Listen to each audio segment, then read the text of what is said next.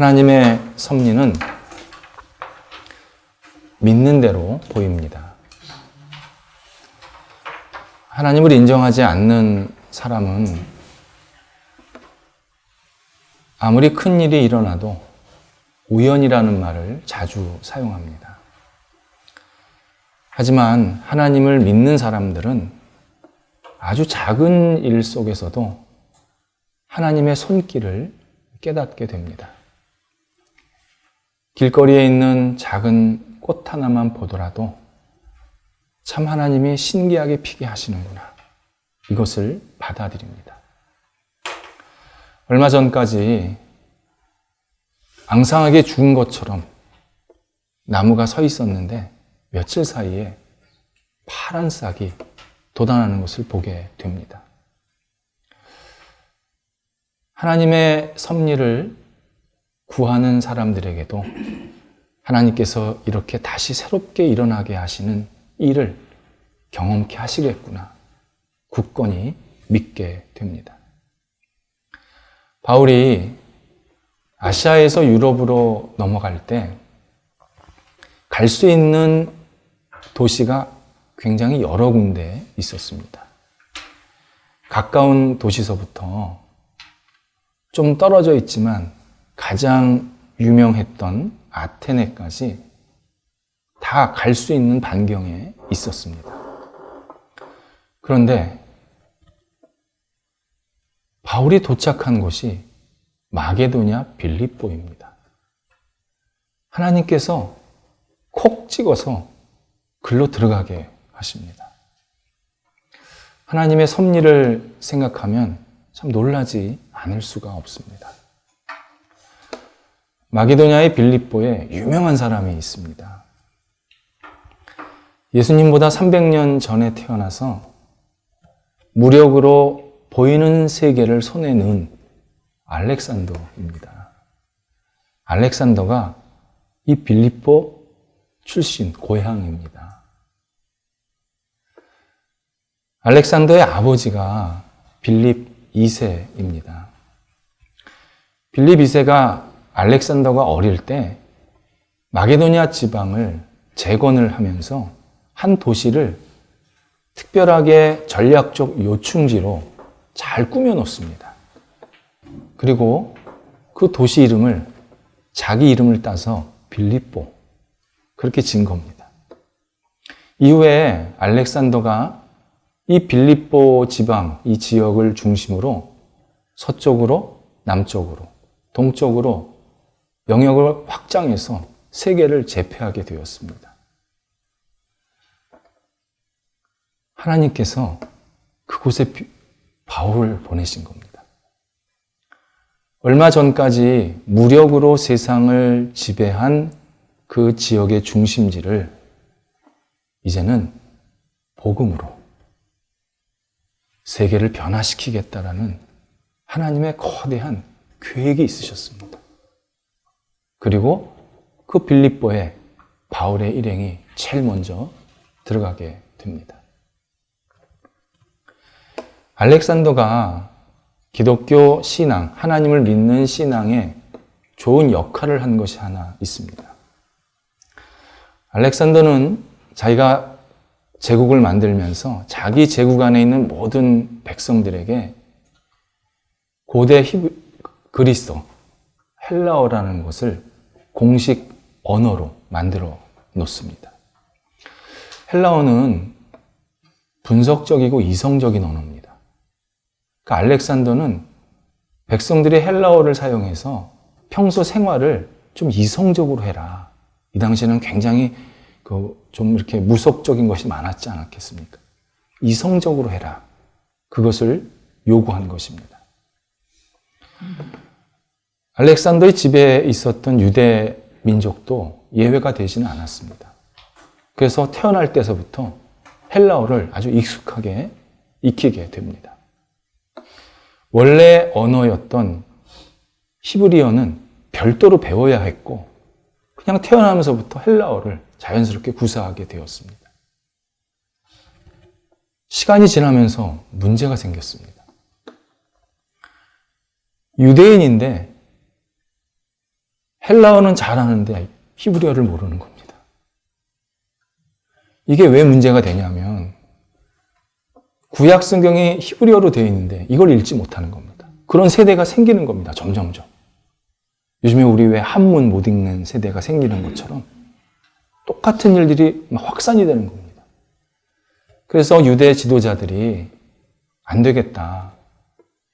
히브리어로 되어 있는 이 구약 성경을 헬라어로 번역을 하자 결정을 합니다. 근데 이 번역 작업이 만만치가 않았습니다. 히브리어는 통합적이고 직관적인 언어입니다. 근데 이것을 분석적이고 이성적인 언어로 바꾸려니까 이게 표현이 잘 안 나오는 겁니다. 그런데 하나님께서 정말 놀라운 과정을 통해서 번역을 완성하게 하십니다. 이 번역이 이루어진 곳이 북아프리카의 도시, 지금 이집트에 있는 알렉산드리아입니다.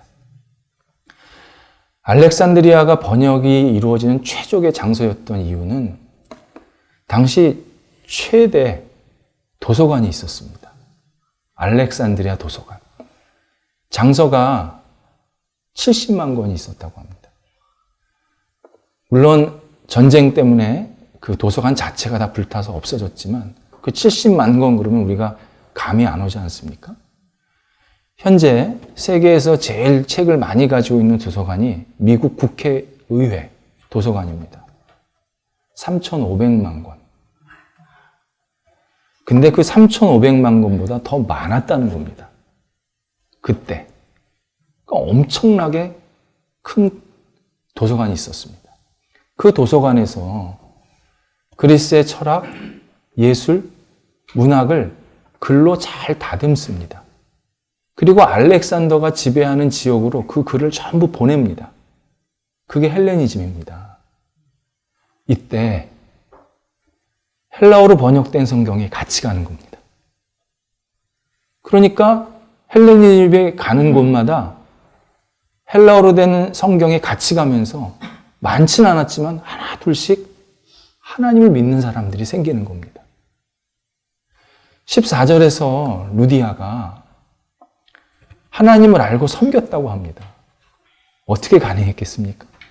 바로 이 성경을 접한 겁니다. 그래서 내가 이 성경을 읽고 이 여기에 나오는 하나님을 믿어야겠다. 그래서 하나님을 섬기게 됐다는 그런 의미입니다. 루디아는 두아디라 출신의 여성 상인이었습니다. 두아디라는 현재 아시아, 터키에 있는 도시입니다. 터키에서, 그러니까 아시아에서 유럽으로 장사하러 온 여성입니다. 성경에 보면 남편이 없습니다. 가족은 있는데. 그러니까 그 당시에 여성이 가족을 이끌고 유럽으로 넘어온 그런 인물입니다. 굉장히 적극적이고 모험 정신이 있는 그런 여성이었습니다. 그가 판 자주색, 염색으로 된 옷감은 당시 명품이었습니다. 굉장히 고가에 거래됐던 옷감이었습니다. 그러니까 이 소리는 빌립보에는 이것을 거래할 만한 큰 시장이 있었고 이것을 살 만한 재력가들이 많았고 본인도 괜찮게 살았다. 그런 의미입니다. 이것을 누가가 한 줄로 표현하고 있는 겁니다. 그런데 이 루디아가 믿고 알고 있던 하나님이 율법적이고 엄격한 하나님이었습니다. 우리를 구원하러 우리를 찾아오신 하나님, 우리의 죄를 용서하시려고 십자가에 못 박히신 그 사랑의 하나님을 알지 못했습니다. 하나님이 그를 선택해서 드디어 제대로 된 하나님을 믿게 하시는 겁니다. 13절에서 바울이 다른 도시에 방문했을 때처럼 기도하고 또 전도도 할 수 있는 그런 회당을 찾았습니다. 그런데 빌립보에는 회당이 없었습니다. 이 당시에 유대인 10명이 모이면 회당 하나가 세워집니다. 그러니까 빌립보에는 유대인들이 거의 없었다라는 의미입니다. 그래서 바울이 시장으로 가서 여성들이 많이 모여있는 그 강가에 다가가서는 혹시 기도할 장소가 있느냐 물어보기도 하고 말했다라는 표현이 나옵니다. 설명했다, 뭘 전했다 이런 뜻입니다. 그러니까 복음을 전한 겁니다. 이때 그 많은 여성들 중에서 딱 한 사람 루디아가 들었다. 14절에서 들었다.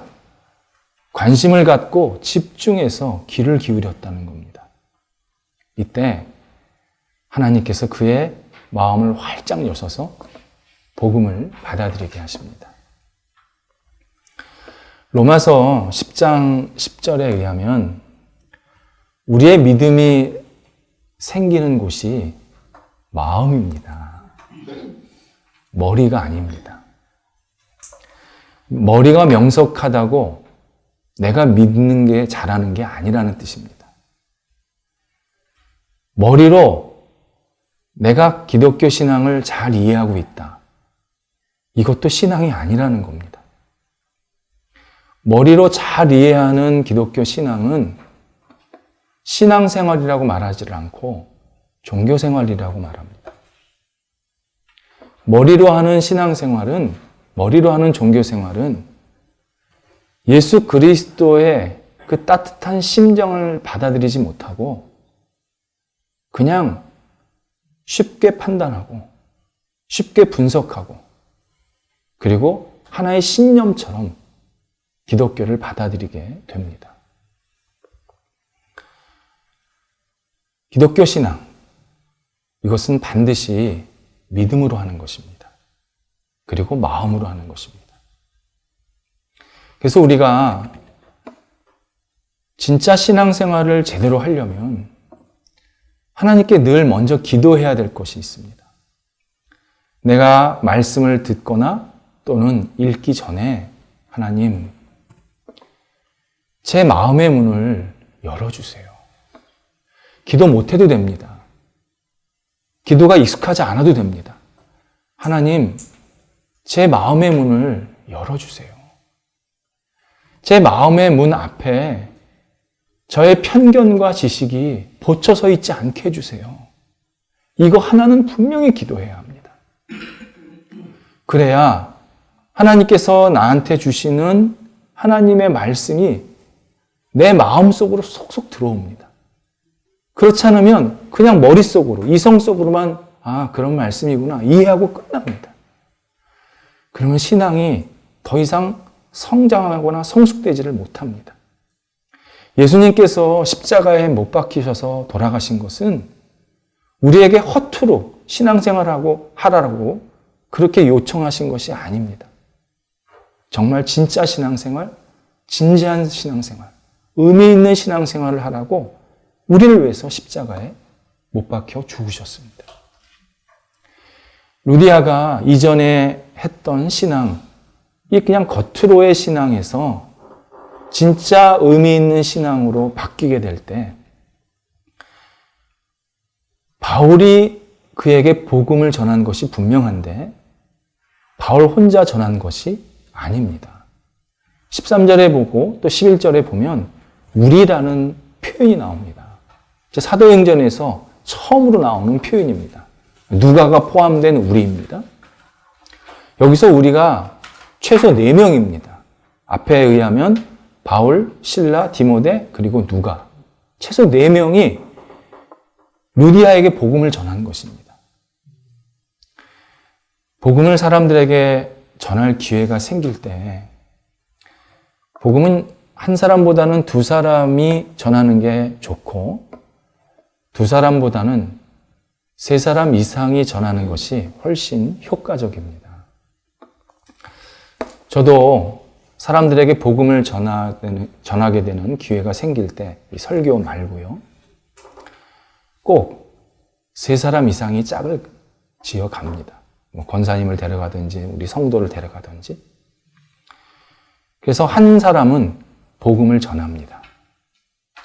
한 사람은 옆에서 복음이 잘 전하게 하게 해달라고 중보기도 합니다.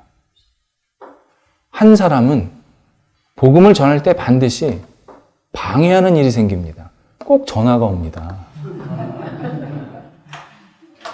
그리고 평소 때는 잘 아는 체 안 하다가 꼭 누구랑 얘기하고 있으면 누가 와서 인사를 합니다. 그럼 그 사람을 남은 한 사람이 잘 이렇게 도와주는 겁니다. 말을 같이 한다든지 같이 다른 이야기를 한다든지. 이때 중요한 것은 역할 분담입니다. 같이 짝을 이루어서 복음을 전하면서 동시다발적으로 떠들면 안 됩니다. 그건 뭔 소리인지 하나도 모릅니다. 한 사람은 얘기하고 한 사람은 기도하고 한 사람은 주변을 옆에서 도와줘야 합니다. 반대로 같이 복음을 전하기로 해놓고 다 침묵합니다. 아무 말도 안 해. 그것도 안 됩니다. 역할 분담을 분명히 해야 합니다. 나아가서 신앙생활 자체가 혼자 할 수 없는 겁니다. 신앙생활은 철저히 여러 명이서 하는 겁니다.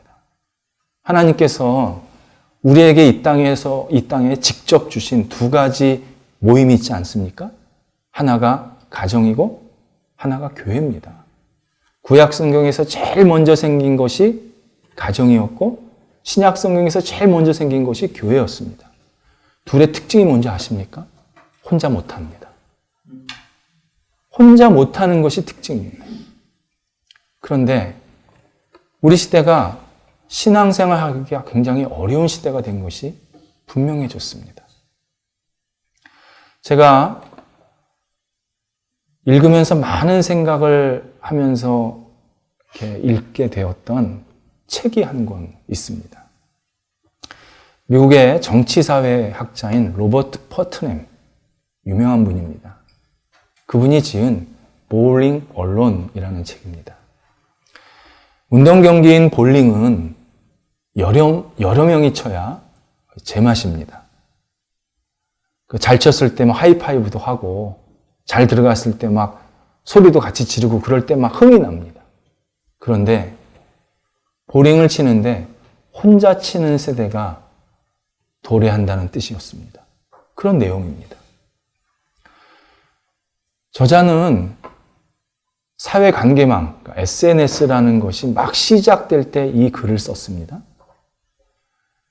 그때 뭐라고 예측을 했냐면 앞으로 1인 가구가 급격하게 증가될 것이다.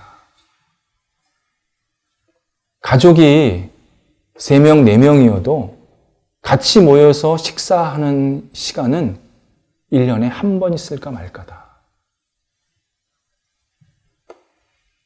모든 모임의 참석률은 바닥을 칠 것이다.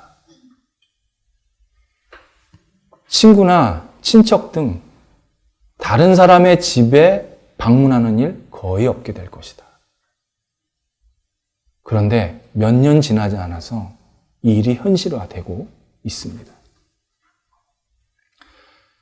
그러면서 이분이 뭐라고 결론을 내미냐면 공동체성이나 관계성은 골동품이 될 것이다. 그리고 모든 것을 다 혼자 해결하는 시대가 될 것이다. 제가 이거를 읽으면서 야, 진짜 이렇게 되면 이거 신앙생활하기 되게 어렵게 되겠다. 신앙의 본질을 잃어버리겠다. 그렇게 생각을 했는데 정말 몇 년 안 돼서 그냥 그대로 이런 시대가 되었습니다. 우리 시대는 인터넷으로 사람들을 연결한다고 하면서 실제로는 각 개인을 다 고립화시켰습니다. 사람을 만날 이유를 못 느낍니다. 만나도 불편해합니다. 그리고 만남 자체를 꺼려합니다. 이런 웃지 못할 이야기도 있습니다. 인터넷을 통해서 서로 대화를 하다가 너무 잘 통하는 겁니다.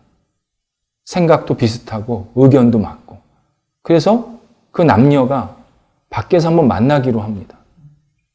보았더니 이혼하기 직전 부부였습니다. 너무 안타까운 상황들이 우리 주변에 막 일어나고 있습니다.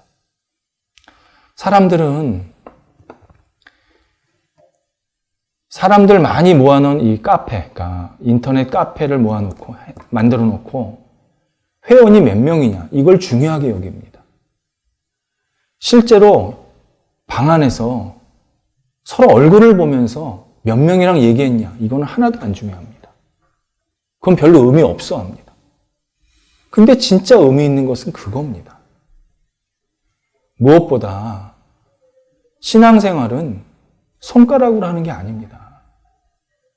온 몸으로 하는 겁니다.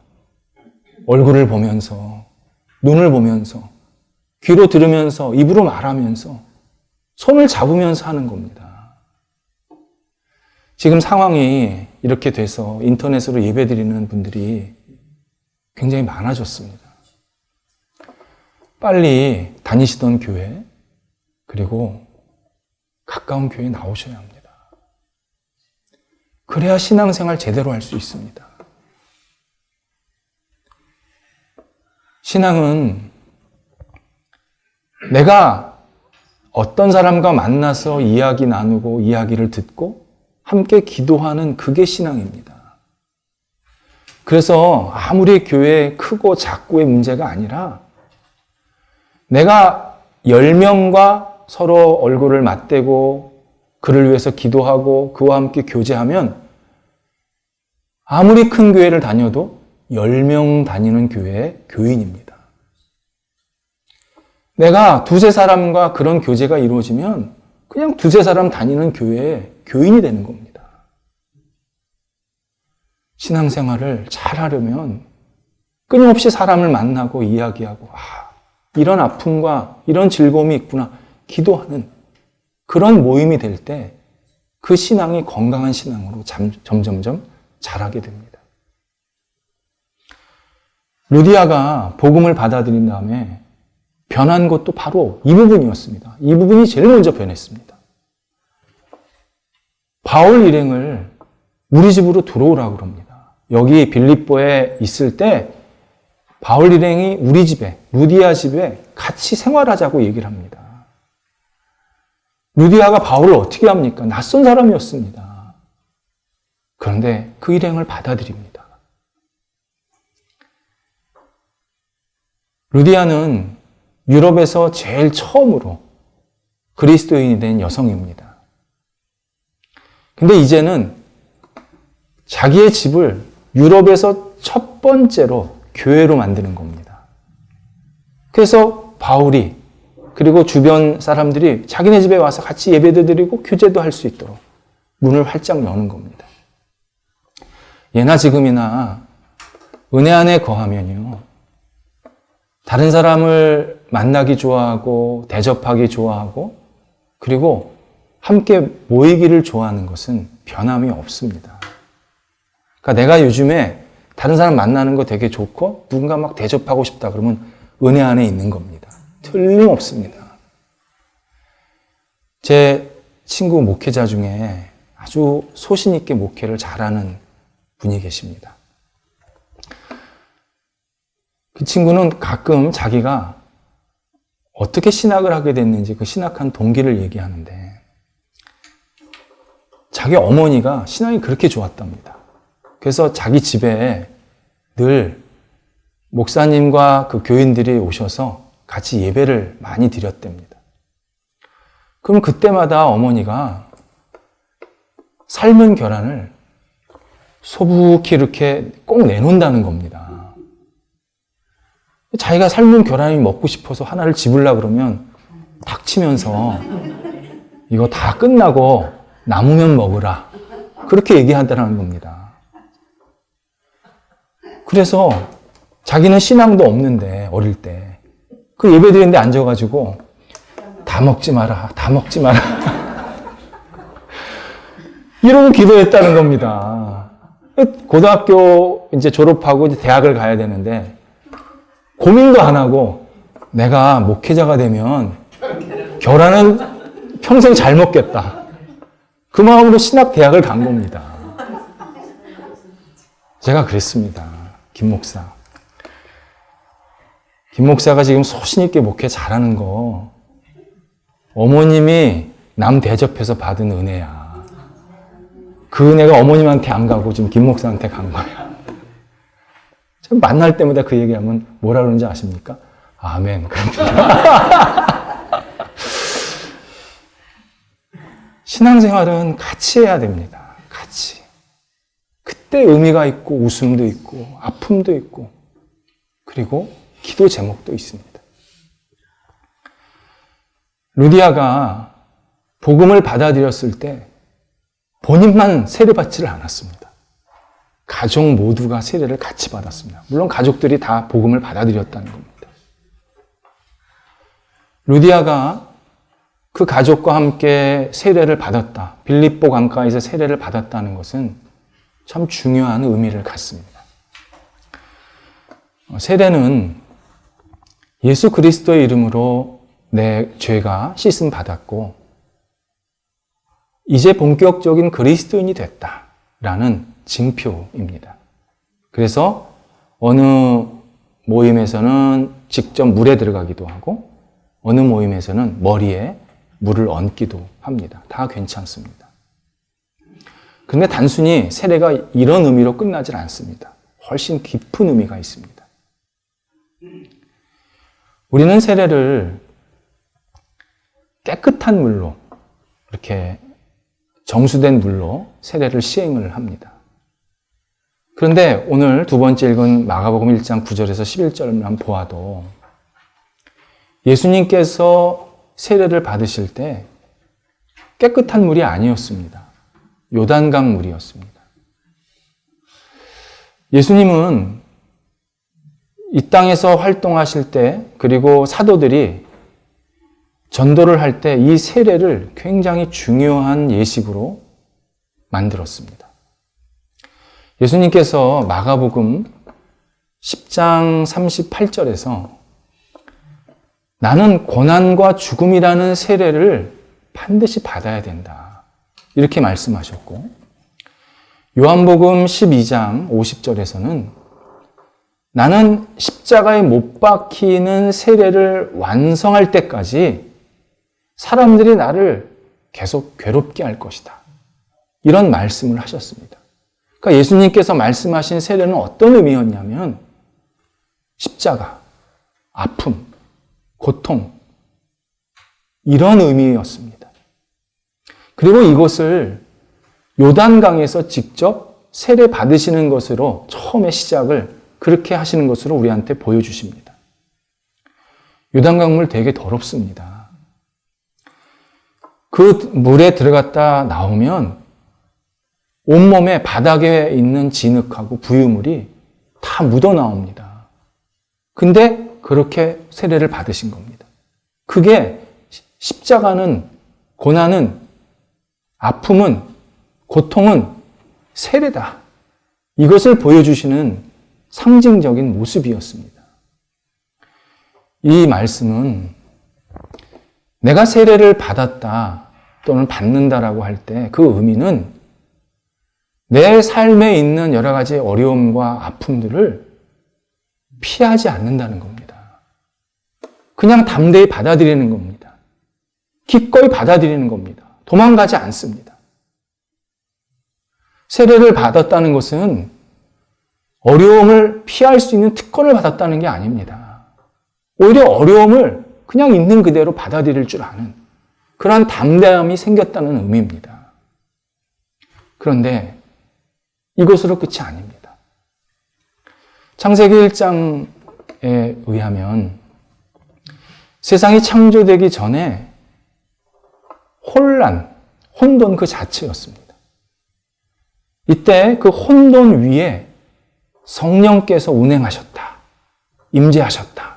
그런 표현이 나옵니다. 그리고 바로 이후에 어떤 일이 나오냐면 하나님께서 말씀으로 빛이 있으라 이야기하시고 참 보기 좋다. 이렇게 말씀하시는 것으로 창조가 시작이 되었습니다. 예수님께서 세례를 받은 이 장면이 똑같은 과정을 거치십니다. 흙탕, 진흙과 같은 그런 더러운 물 속에서 나오시고 성령이 그 위에 임하시고 그리고 하나님께서 너는 내 사랑하는 아들이고 내가 기뻐하는 자다. 이런 말씀을 하셨다고 지금 마가복음 1장 11절에서 말씀하고 있습니다. 결국 세례를 받았다는 것은 내가 현실에서 아픔도 기꺼이 받아들이는 일이지만 성령께서 나를 떠나지 않으시겠다. 그리고 하나님께서 그때마다 너는 내 사랑하는 아들이고 딸이다. 이렇게 말씀하시는 사람이 되었다. 그런 의미입니다. 내가 세례를 받고 세상에 산다는 것은 하나님께서 새롭게 창조하시는 그 손길 안에 내가 계속 있고 있다. 그런 뜻입니다. 그래서 우리는 세례를 소중히 여겨야 합니다. 내가 지금 세례를 받은 사람이라 그러면 그냥 어쩌다 보니까 세례를 받았습니다. 그렇게 얘기하시면 안 됩니다. 잠실 모임 얘기지만요. 어릴 때 세례를 받은 분이 한 분이 계십니다. 나이가 꽤 되셨는데. 저한테 오셔서 저 세례 또 받을래요. 그러시는 겁니다. 그래서 제가 한 번이면 족합니다. 제가 의미는 다시 설명드렸습니다. 내가 어릴 때 세례를 받았다고 나 이거 뭔지 모르겠어. 그거 아닙니다. 내가 지금 세례 교인이라 그러면 어떤 어려움도 내가 기쁨으로 받아들일 수 있는 그러한 담대함이 생겼다는 뜻이고 그럼에도 불구하고 하나님께서는 성령을 통해서 우리와 계속 함께 하시고 그리고 그때그때마다 너는 내 사랑하는 딸이고 사랑하는 아들이다. 이렇게 말씀으로 확인해 주시는 존재가 되었다. 그런 의미입니다. 그래서 세례받은 사람은 희망의 사람들입니다. 아무리 현실 속에서 어려움이 있고 앞이 보이지 않더라도 내가 세례를 받았다는 그 자체가 하나님 안에서 늘 희망을 갖고 산다라는 의미입니다. 루디아도 마찬가지였습니다. 남편이 없고 가족만 있었던 이 여성이 복음을 받아들이고 세례를 받고서 진정한 새로운 소망을 갖고 출발하게 됩니다.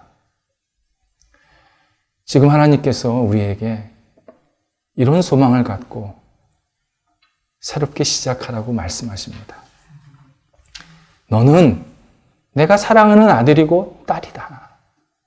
네가 예수 그리스도 이름으로 세례를 받았다면 너는 나한테 귀한 존재다. 지금도 우리에게 이렇게 말씀하시면서 다시 소망을 갖고 출발하기를 간절히 바라고 계십니다.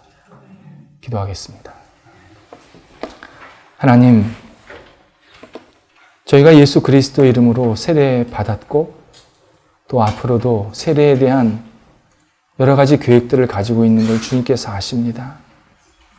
너무 감사드리고 이 세례를 통하여서 하나님의 백성으로서 믿음과 소망을 갖고 살아가는 저희들이 되도록 인도하여 주시옵소서. 하나님, 세상에 혼란스러움과 혼탁함이 있을지라도 거기에 같이 휘저어서 혼탁해지지 않게 하시고 오히려 예수 그리스도의 놀라우신 손길 안에서 성령과 함께 동행하면서 굳건히 우리의 삶을 잘 지켜나가는 하나님의 백성들이 되도록 인도하여 주시옵소서. 예수님의 이름으로 기도드립니다. 아멘.